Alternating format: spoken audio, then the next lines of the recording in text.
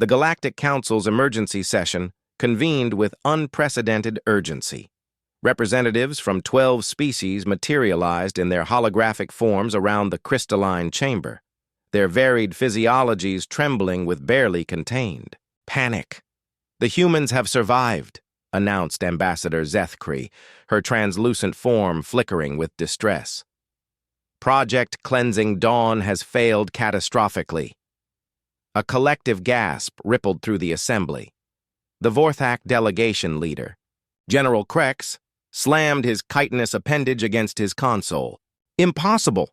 The Omega strain was designed to target mammalian respiratory systems. No carbon-based life form should have survived exposure, let alone an entire planetary population." Dr. Silix of the Ethereal Collective accessed the surveillance data with trembling tentacles. "According to our orbital monitoring stations, initial infection rates on Earth reached 97.3% within the first month of deployment. Every projection indicated total extinction within 60 standard cycles." "Then explain this." Zethkri transmitted the latest intelligence reports. "Human population levels remain stable. Their industrial output hasn't decreased. Their military vessels continue patrolling their system's borders as if nothing happened." The truth was more bewildering than any council member could have imagined. On Earth, Dr. Sarah Martinez sneezed into her tissue and tossed it into the growing pile beside her desk. She had been fighting what seemed like the worst head cold of her life for the past 3 weeks. "Honey, you really should take a sick day," her husband called from the kitchen. "You've been sniffling nonstop." "It's just a cold, Mike," Sarah replied, her voice slightly nasal. "I've got too much work to catch up on. The new strain analysis from the CDC can't wait." What Sarah didn't know was that she was patient zero for humanity's most recent encounter with alien bioweaponry. The Omega strain, engineered by the galaxy's most brilliant xenobiologists, had indeed infected her respiratory system exactly as designed. It had also infected nearly every human on Earth. The virus was a masterpiece of biological warfare, a pathogen that targeted specific cellular structures found in mammalian lungs, causing rapid tissue breakdown and systemic failure. It had successfully wiped out 3 separate species that had opposed the Council's expansion policies. The Altarian bird people had lasted 6 days. The mammalian Kashari had endured for 2 weeks before succumbing. Humans had been sneezing and coughing for a month and asking their co-workers to pass the tissues. Dr. Chen Wei at the Beijing Institute of Virology was the first to identify the anomaly. While analyzing samples of the mysterious respiratory illness that had swept the globe, he discovered something extraordinary in the viral genome. "This pathogen is incredibly sophisticated," he told his research team during their daily briefing. "It's targeting alveolar cells with surgical precision, but somehow our immune response is adapting faster than the virus can replicate effectively." What Dr. Chen had discovered, though he didn't realize it yet, was evidence of humanity's greatest evolutionary advantage: their ridiculously robust immune systems. Humans had evolved on a planet that seemed determined to kill them. Earth's biosphere was a chaotic mess of competing pathogens, parasites, and diseases. Over millions of years, natural selection had forged immune systems that were not just adaptive, but creatively aggressive in ways that baffled alien scientists. The Omega strain was designed to overwhelm immune responses through rapid mutation and cellular invasion. What the alien scientists hadn't anticipated was that human immune systems treated rapid mutation as a personal challenge. Human B cells began producing antibody variants at an unprecedented rate, while T cells adapted their recognition patterns in real time. Meanwhile, in Geneva, Dr. Elena Rossi was presenting her findings to the World Health Organization.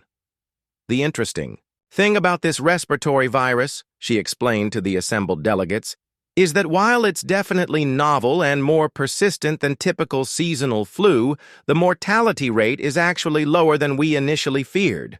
Most patients experience cold-like symptoms for 2 to 4 weeks, then make full recoveries. Are we looking at potential long-term effects? Asked the representative from Japan. Surprisingly, no. In fact, patients seem to develop an unusually broad spectrum of immunity afterward. We're seeing resistance to several other respiratory pathogens that weren't even related to the original infection.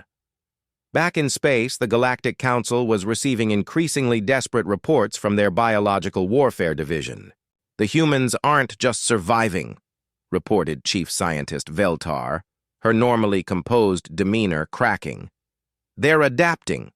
Our latest intelligence indicates that their immune systems have not only neutralized the Omega strain but somehow weaponized the adaptation process. They're becoming more resistant to biological attacks, not less.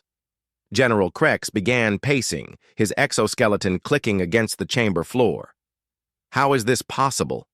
We tested this weapon on 17 different mammalian species across 9 star systems.